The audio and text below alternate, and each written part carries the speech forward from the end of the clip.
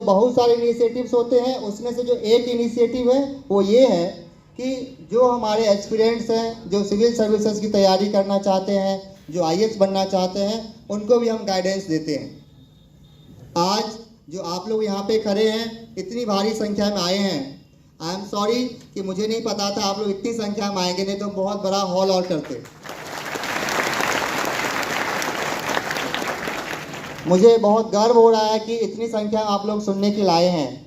Initially जब मैं DM साहब से बात कर रहा था करीब 10-15 दिन पहले कि यहाँ एक हम सेमिनार कराना चाहते हैं, और चूँकि इस बार अपने बिहार से ही रैंक 1 आया है, शुभम आए हैं,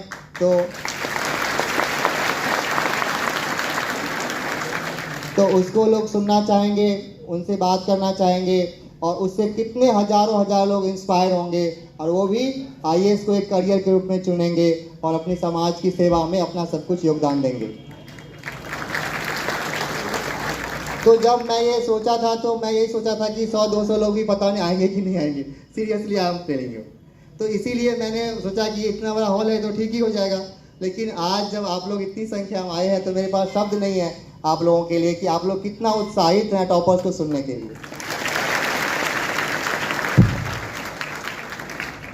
विजय जी का बहुत बड़ा योगदान होता है, और इनकी एक कोशिश है, इनका एक ड्रीम है कि एनएसीएस बिहार झारखंड के लिए कुछ सॉलिड करके दिखाए, आप लोगों के लिए कुछ सॉलिड करके दिखाए। प्रशांत किरण है, ये भी समस्तीपुर के रहने वाले हैं, इस बार के टॉपर हैं।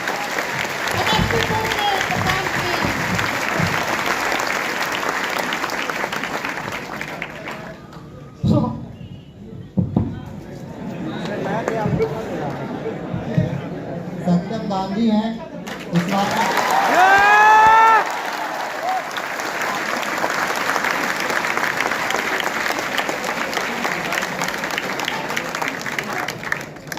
उसके बाद राहुल हैं, आईपीएस हैं। हेलो।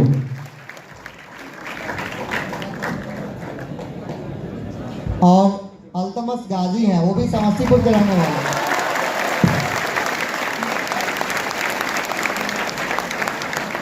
इतने सारे टॉपर्स आपके बीच में हैं, तो मैं अब आप लोग टॉपर्स को सुनेंगे ही। अभी मैं आमंत्रित करना चाहूँगा विजय यादव आईआरटीएस को। तो बहुत सारे इनिशिएटिव्स होते हैं, उसमें से जो एक इनिशिएटिव है वो ये है कि जो हमारे एस्पिरेंट्स हैं, जो सिविल सर्विस, और साथ ही साथ उसके बाद जो है दूसरे टॉपर्स जो है अपनी बात रखेंगे, और फिर जो है लास्ट में हम लोग क्वेश्चन आंसर सेशन रखेंगे, और आप लोगों को मौका देंगे हम लोग कि आप जो भी क्वेश्चन पूछना चाहें आप पूछ सकते हैं। तो इस लाइन पे हम लोग आगे बढ़ते हैं। ओके, शुभम। चलिए समस्तीपुर शुभम जी का जोरदार तालियों से स्वागत करेंगे।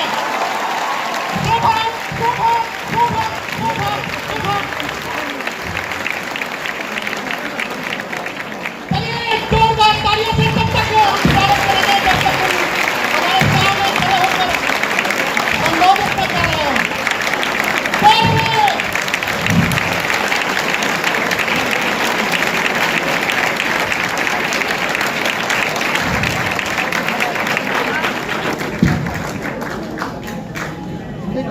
Good morning everyone. मंच के उपस्थित संतोष सर, विजय सर और सौरभ सर और अन्य सेलेक्टेड कैंडिडेट्स, यहाँ पे आए हुए सारे स्टूडेंट्स या उनके पेरेंट्स, सबको अभिनंदन।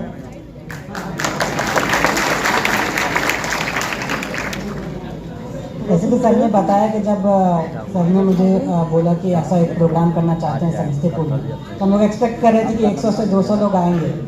तो यहाँ पे भीड़ देख के, और जितने age group, different age group को मैं देखता हूँ,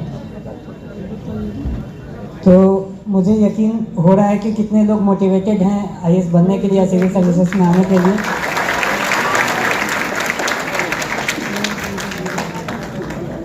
मैं कुंभरी गांव कटिहार डिस्ट्रिक्ट का रहने वाला हूं, और जो आईएएस बनने का जो सपना है वो मैं आपके तरह ही बहुत साल पहले देखा था, और फिर जब मैं अपने स्कूल में था तो उस समय मुझे लगा कि पहले स्कूल की पढ़ाई को अच्छे से कर ले।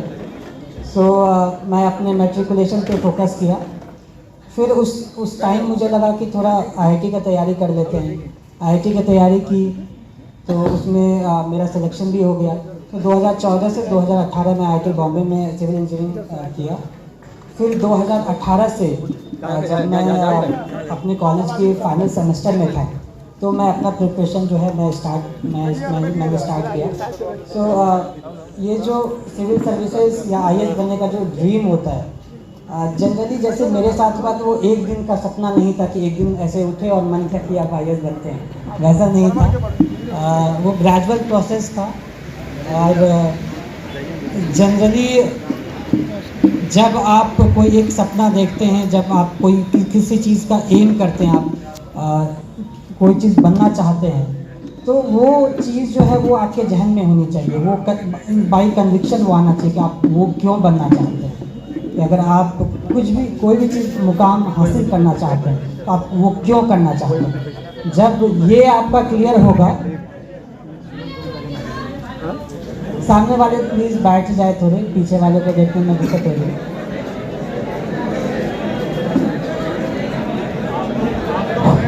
ये आपका कार्यक्रम है, आपके लिए लाया गया है और जो भी थोड़ा असुविधा हो रही है उसको झेल के, और जो पाने वाले हैं जिन चीज़ों को, उसके लिए हम लोग यहाँ प्रयास करें। जहाँ हम वहाँ थोड़ा बैठ जाए, कहीं पर बैठ कर सुनिए। देखना जरूरी नहीं है, जरूरी है सुनना, और उस सुने हुए चीज को आत्मसात करना। बैठ जाइए, बच्चे कितने बैठ जाओ, वहीं बैठ जाओ, सुनना है काम। बैठ जाइए, पीछे वाले को देखने में आसानी यहाँ बैठ जाइए, बैठ जाइए। आगे वाले सारे लोग से गुजारिश है बैठ जाइए। क्या होगा, नीचे हमारा दरी बिछा हुआ है, कोई गंदा नहीं होगा कपड़ा, बैठ जाइए।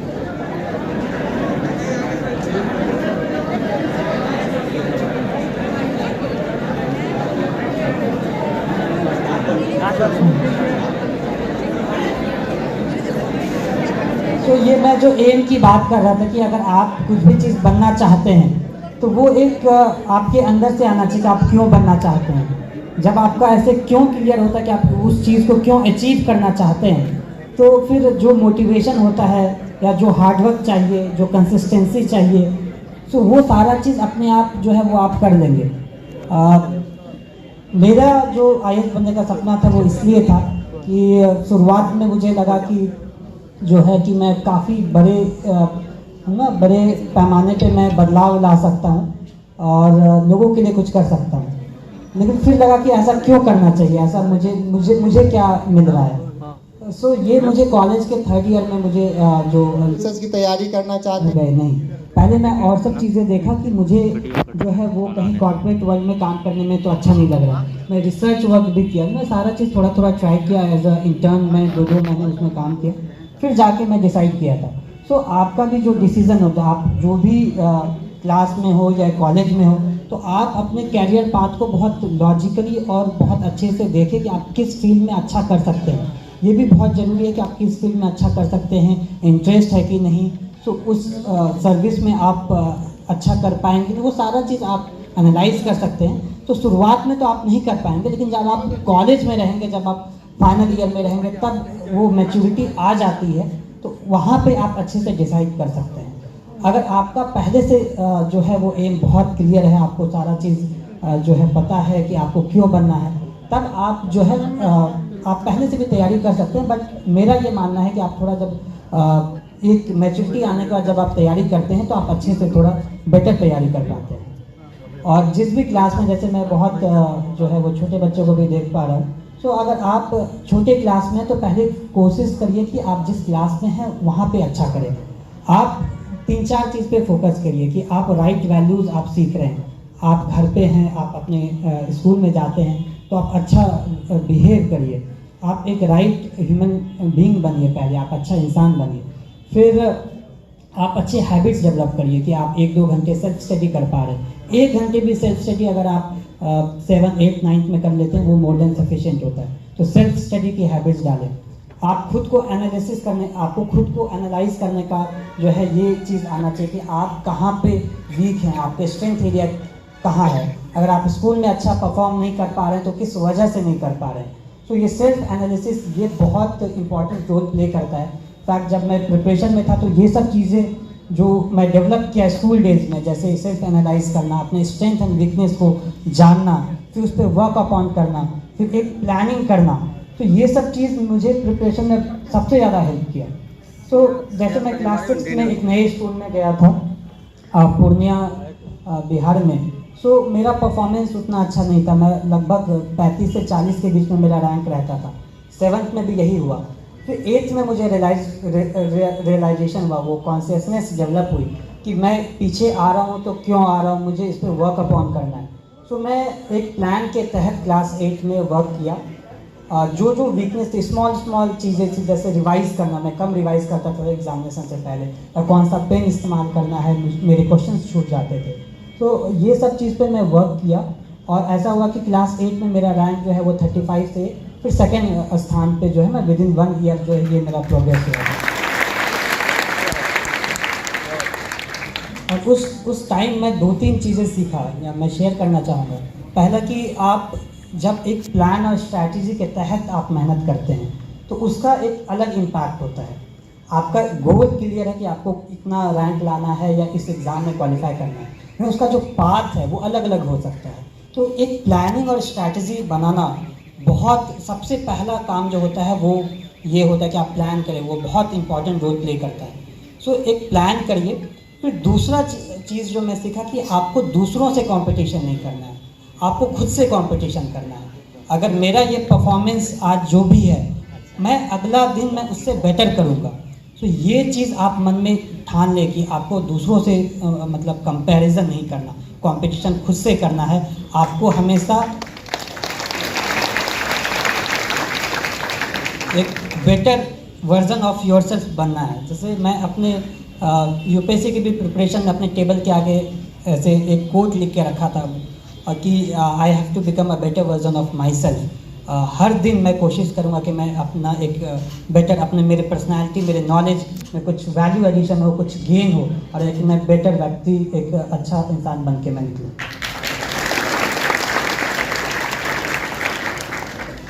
तो तीसरा चीज़ जो मुझे स्कूल में समझ में आया था, the importance of grit. Grit कहते हैं जिद्दीपन, कि आप कुछ ठान लें तो वो करके आप दिखाएं। अगर मैं किसी चीज़ का एम किया और मैं उसे अचीव नहीं कर पा रहा हूँ तो मैं फिर एनालाइज करूँगा, मैं देखूँगा कमी कहाँ है, फिर उस पर वर्क करूँगा, फिर उस पर पूरा 100% दूंगा, और जिद एक मची रहनी चाहिए कि मैं ये क्यों करना चाहता हूँ, मुझे ये करना है। सो ये जो है कि मुझे ये करना है और एक दिन मैं करके दिखाऊंगा, ये भी एक बहुत बड़ा रोल प्ले करता है। आप किसी भी मुकाम पे जाएंगे तो ये जो जिद होती है किसी एग्ज़ाम को क्रैक करने का, किसी चीज़ में अच्छा परफॉर्म करने का, ये जिद आपको बहुत हेल्प करेगा।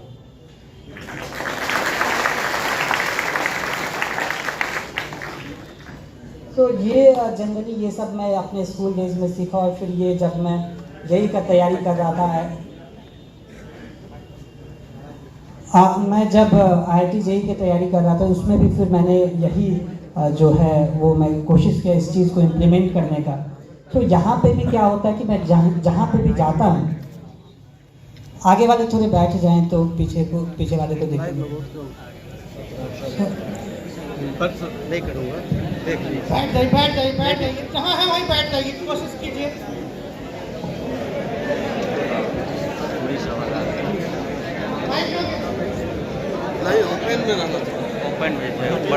तो जब आप किसी भी एग्ज़ाम का तैयारी करें तो मेरा ऐसा मानना रहता था कि अब मैं शुरुआत में जाके बहुत अच्छा कहीं पर भी परफॉर्म नहीं करता था।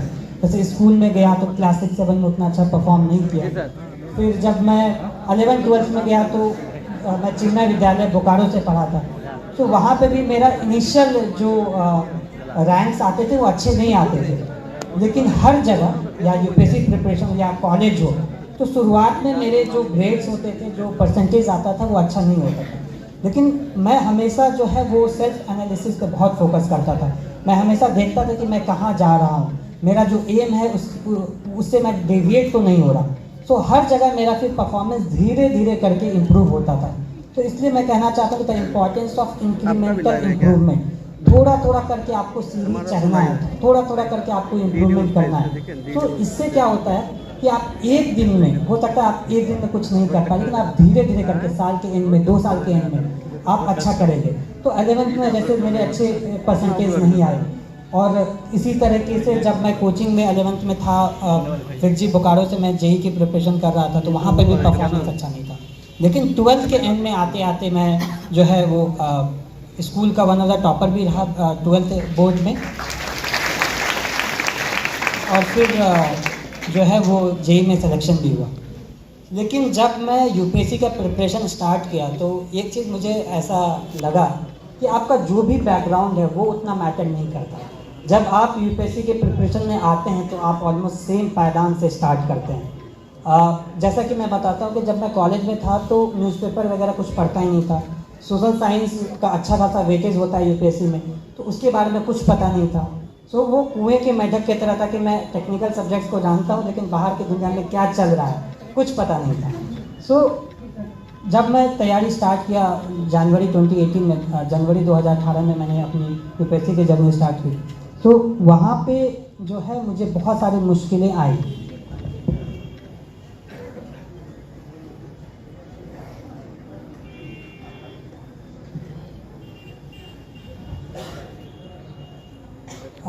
जैसे कि जब न्यूज़पेपर पढ़ना स्टार्ट किया द हिंदू, तो द हिंदू के काफ़ी सारे वर्ड्स मुझे समझ में नहीं आते थे।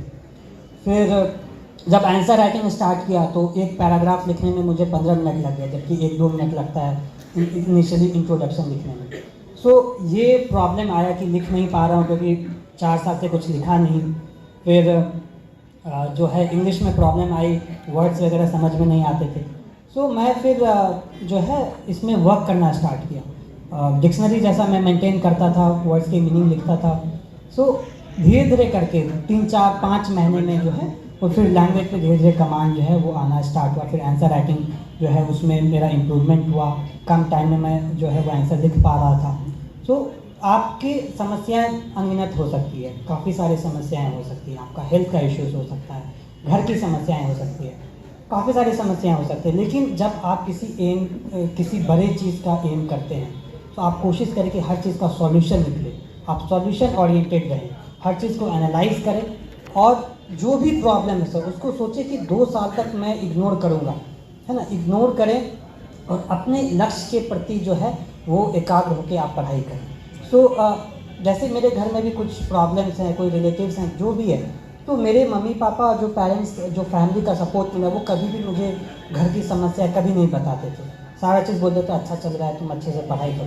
तो ये बहुत ज़रूरी है कि आपका जो पूरा एनर्जी है वो एक तरफ जाना चाहिए।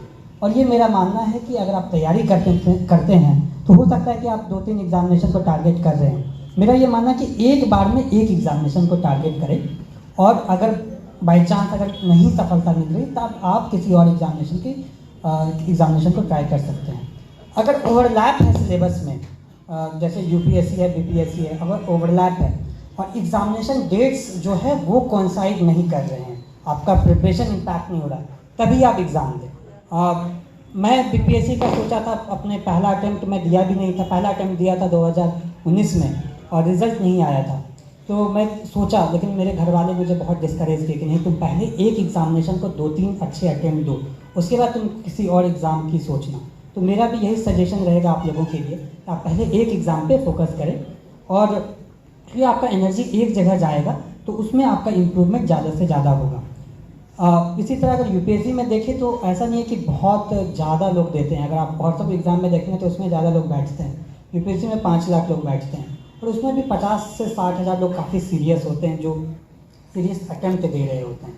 फिर जब आपका प्रीलिम्स में सिलेक्शन होता है तो 10,000 लोगों का सिलेक्शन होता है, फिर उसमें से 3 से 4-5 हज़ार ऐसे लोग होते हैं जो उनमें कॉन्फिडेंस नहीं होता। उनको लगता है कि इस बार प्रीलिम्स हो गया, अगली बार अच्छे से मेंस देंगे, या उतना अच्छा मेहनत नहीं कर पाते हैं। तो एंड में रियल कंपटीशन जो है वो 4 से 5 हज़ार लोगों में रह जाता है।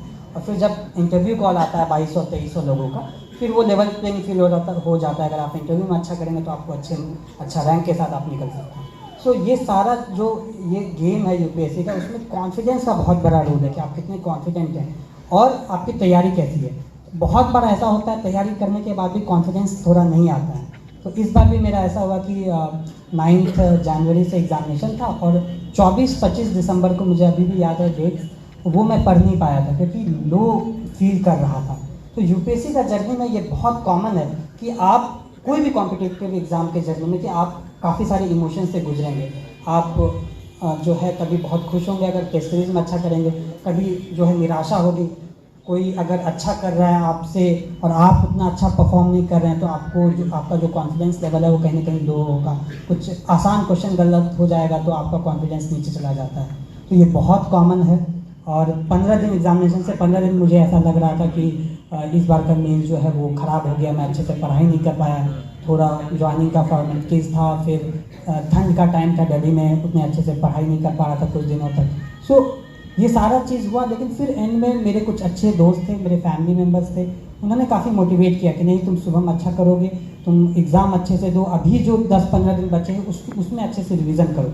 सो इट्स वेरी कॉमन कि आप जो है अलग अलग इमोशन से गुजरेंगे और जो भी टॉपर्स हुए हैं वो भी इस फेज से गुजरते हैं। वो अप्स एंड डाउन्स वो पूरे 2 साल, 3 साल, 4 साल, 5 साल जितना भी उनका प्रिपरेशन फेज़ होता है वो इन इमोशन से गुजरना पड़ता है। और जो मैंने जो तैयारी स्टार्ट की 2018 में, तो इसमें मैं हाईलाइट करना चाहता हूँ the role of answer writing, कि आप आंसर राइटिंग करें।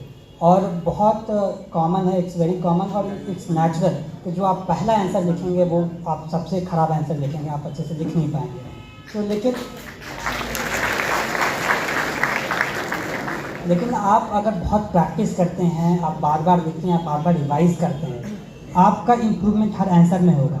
इफ़ यू मतलब राइट आंसर्स डेली, 15 दिन के बाद आपका जो इम्प्रूवमेंट होगा यू कैन नॉट मतलब इमेजिन।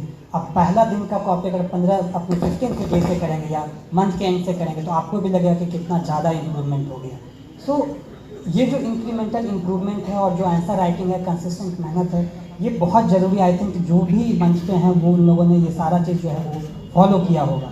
और जब मैं प्रीलिम्स की तैयारी जो 2018 में किया तो उस पर प्रीलिम्स क्लियर नहीं हुआ, तो उसमें आपको डीमोटिवेट नहीं होना है। आपको देखना है कि किस वजह से क्लियर नहीं हुआ, आप कहाँ पे जो है वो कमियां रह गई, किस एरिया पे आपको फोकस करना चाहिए। ऐसा होगा कि हर बार का प्रीलिम्स आपको नया लगेगा, क्योंकि यूपीएससी ट्राई करता है कि पैटर्न जो है वो एस्पिरेंट्स नहीं पहचान पाए, नए पैटर्न का क्वेश्चन शुरू देगा। सो यहाँ पे आपको क्या करना है कि आपको सिलेबस अच्छे से करना है, आपको बार बार रिवाइज करना है और ब्लंडर्स जो है वो कम से कम करना है एग्जामिनेशन हॉल में। सो आप बार बार उस चीज़ को करें, आप अपने कमियां को जानें और तैयारी अच्छे से करें। और जो प्रीलिम्स है उसमें ब्लंडर्स आपको अगर एग्जामिनेशन में कम करना है तो थोड़े मॉक पेपर्स अच्छे से आप प्रीलिम्स से पहले लगाएं। और सिमिलरली मेंस के लिए भी जब आपका प्रीलिम्स का रिजल्ट जैसे आप जिस दिन देते हैं तो आप मेंस का रिजल्ट का वेट ना करें कि मेंस का रिजल्ट प्रीलिम्स का रिजल्ट आएगा तब मैं मेंस की तैयारी स्टार्ट करूँगा। प्रीलिम्स जैसे ख़त्म होता है आप मेंस की तैयारी करें। हो सकता है इस बार प्रीलिम्स ना हो, लेकिन अगर आप मेंस की तैयारी एक बार करते हैं तो अगले अटेम्प्ट में बहुत आपके लिए आसान हो जाता है फिर से मेंस की तैयारी करना। सो प्रीलिम्स 2019 में 2 जून को था, मैं 3 जून से जो है ऑलमोस्ट 3 या 2 जून को था और मैं अगले दिन से तैयारी जो है अपना स्टार्ट कर दिया था। ऐसा क्यों? क्योंकि 2019 में प्रीलिम्स से पहले मैं मेंस की तैयारी उतना अच्छे से कर नहीं पाया था, 20-30% ही सिलेबस कवर कर पाया था। तो याद रखिए कि अगर एक बार आपका प्रीलिम्स होता है और अगर आप 100% देते हैं, अच्छे से तैयारी करते हैं, तो मेंस में क्लियर करने का चांसेस बहुत बढ़ जाता है। फिर उस साल मुझे 290 रैंक आया और मैं भारतीय रक्षा लेखा सेवा में जो है वो उसमें मेरा चयनित हुआ, उसमें मेरी ट्रेनिंग भी चल रही थी। सो वहाँ पे जो प्रीलिम्स और मेंस का जो टाइम है उसमें आपको बस पढ़ना ही है। पढ़ाई के अलावा आपको कम से कम डिस्ट्रैक्शंस होनी चाहिए। आप 9 से 10 घंटे के साथ में तैयारी किए, फिर उसको 404 रैंक आया और फिर अभी बिहार कैडर में ही वो IAS ऑफिसर है। सो इसी तरीके से 2019-20 के अटेम्प्ट में मेरे साथ जो दोस्त थे वो IRS IT में है। सो सबका जो पीयर ग्रुप है वो बहुत इंपॉर्टेंट रोल प्ले करता है। हम लोग काफ़ी चीज़ डिस्कस कर लेते थे, काफ़ी फैक्ट्स, फिगर्स, कमिटीज़, ये सब के जो नाम है वो डिस्कशन करने से ही याद हो जाता है। सो बहुत बड़ा रोल प्ले करता है फैमिली, पीयर ग्रुप, एक अच्छा इन्वायरमेंट, एक अच्छा सपोर्ट सिस्टम। सो अगर आपके पास अगर पीयर ग्रुप नहीं भी है तो भी आप तैयारी कर सकते हैं, लेकिन अगर है तो उसको अच्छे से यूटिलाइज करें।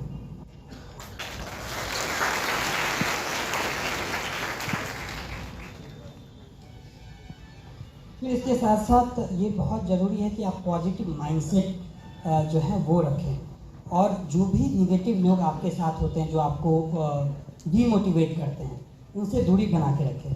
कल ही डिस्कशन हो रहा था तो संतोष सर बोल रहे थे कि द इम्पोर्टेंस ऑफ साइलेंस, कि आप साइलेंट रहें। अगर आपको डीमोटिवेट करते कि तुमसे नहीं हो पाएगा, तुम नहीं कर पाओगे, तो आप उस पर ध्यान ही ना दें, उसको रिप्लाई ही ना करें। आप शांत तरीके से अपने लक्ष्य की तरफ बस आप तैयारी करें, उस पर पूरा ध्यान केंद्रित करें, क्योंकि आप 2 कमेंट का उसका रिप्लाई करने जाएंगे, उनको जवाब देने जाएंगे, तब तो हो गया, तब आप तैयारी नहीं कर पाएंगे।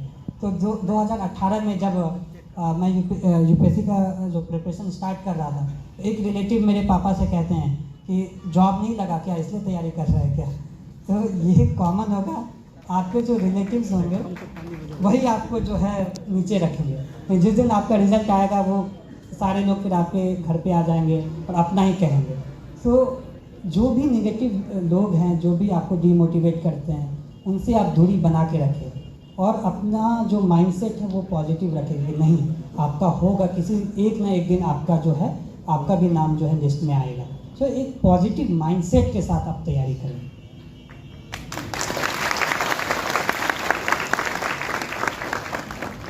इसके साथ साथ जो भी डिस्ट्रैक्शंस हो रहा है उससे आप दूरी बनाएं। जैसे मैं जब तैयारी स्टार्ट कर, तो मेरे काफ़ी सारे दोस्त लोग जॉब कर रहे थे, इधर उधर घूम रहे थे, और वो फेसबुक से थ्रू पता चल रहा था, तो मैं फेसबुक को डीएक्टिवेट कर दिया। अगर आपको लगता है कि आप उसको लिमिटेड यूज़ कर रहे हैं और डिस्ट्रैक्ट नहीं हो रहा, तो आप यूज़ कर सकते हैं। लेकिन मुझे डिस्ट्रैक्शंस फील हो रहे थे, इसलिए मैं फेसबुक या सोशल मीडिया से मैं दूर रहा, और बाकी और सब भी समस्याएँ आई। तो सबका आपको सॉल्यूशन निकालना है, आपको डिस्ट्रैक्शंस को मिनिमम करना है। और ये बहुत कॉमन है कि आपको डिस्ट्रैक्शंस होंगे, ऐसा नहीं होगा, हर दूसरे दिन होगा। 1 घंटे जब 1 घंटे का मैं स्टडी स्लॉट्स रखता था, तो उसमें जब मैं पढ़ाई कर रहा हूँ, 20 मिनट के बाद ध्यान आता था कि ये करना है, वो करना है, जो कि ज़रूरत नहीं है। तो जो भी दुनिया भर के तमाम चीज़ें हैं, उसी पढ़ाई के दौरान जो है आपको याद आएंगी, ये भी कर लेते हैं, वो भी कर लेते हैं। लेकिन उस समय आपको दिमाग को फुसलाना है कि बस 1 घंटे मुझे पढ़ना है, उसके बाद करेंगे, उसके बाद आपको याद ही नहीं रहेगा। सो आपका ये माइंड गेम भी है। यूपीएससी में आपको माइंड को बहुत स्ट्रॉन्ग रखना है, और थोड़ा माइंड को अपने अकॉर्डिंग उसको कंट्रोल करना है, उसको अपने अकॉर्डिंग उसको ढालना है, ताकि आप लॉन्ग आवर्स या अच्छे से पढ़ाई कर पाएँ। इसी तरह काफ़ी सारे स्टेज में अगर मेरा 290 रैंक आ गया, लेकिन तुरंत 5 मिनट के बाद रियलाइज़ हुआ कि IAS तो मिलेगा नहीं, तो तैयारी जो है वो स्टार्ट करना है। तो माइंड मेकअप करना भी बहुत ज़रूरी हो जाता है प्रिपरेशन में। आप माइंड को अच्छे से मेकअप करें, और जिस भी स्टेज में, प्रीलिम्स, मेंस, इंटरव्यू, उसके अकॉर्डिंग माइंड को आप ट्रेन करें, और कोशिश करें कि डिस्ट्रैक्शंस कम से कम हो, आप चीज़ों की सॉल्यूशन निकाल के आए, आप स्ट्रैटेजी बनाएं। करंट अफेयर्स का अच्छा खासा रोल होता है, स्टैटिक पार्ट का अच्छा खासा रोल होता है, तो आप जो एक बुक लिस्ट आप बना लें, या जो सोर्सेस हैं उसको लिमिट कर लें, उसी को बार बार पढ़ें, उसी को रिवाइज़ करें, ब्लेंडर्स एग्ज़ाम में कम करें। और करंट अफेयर्स में जैसे मैं न्यूज़पेपर पढ़ा, फिर कुछ कोचिंग का जो मंथली कंपाइलेशन आता है विजन IAS का, मैं वो रेफ़र किया। सो इस तरीके से आप जो प्रिपरेशन है वो कॉम्प्रिहेंसिव रखें, और यूपीएससी सिलेबस को रेफ़र करें, और कोशिश करें कि जो भी टॉपिक यूपीएससी के इसमें दिया हुआ है उसमें आपको एक 100-200 वर्ड्स के नॉलेज है, आपको सफिशिएंट डिसेंट नॉलेज है, ताकि एग्जामिनेशन में आपका कोई क्वेश्चन छूटे नहीं, आप हर टॉपिक पे थोड़ा थोड़ा जो है वो लिख पाएँ। सो ये जो पूरा जर्नी है, आई थिंक ये आपको बहुत चीज़ सिखाता है। इनफैक्ट 3 साल में जो मैं सीखा, मुझे नहीं लगता कि मैं कॉलेज या उससे पहले भी इतना सीखा हूँगा। जो हार्डवर्क करने की कैपेसिटी है, या नए थिंग्स लर्न करने का जो कैपेबिलिटी है, ये सब चीज़, फिर परसिवरेंस, कंसिस्टेंसी, टाइम मैनेजमेंट, ये सारा चीज़ जो है मैं यूपीएससी के प्रिपरेशन में सीखा। आई थिंक जो IAS बनने का जो ट्रेनिंग होता है, जो एकेडमी में जाके स्टार्ट होता है, मुझे लगता है कि वो प्रिपरेशन फेज से स्टार्ट हो जाता है। आप मान लीजिए कि आप IAS बन गए हैं, फिर उस सोच के साथ आप तैयारी करें।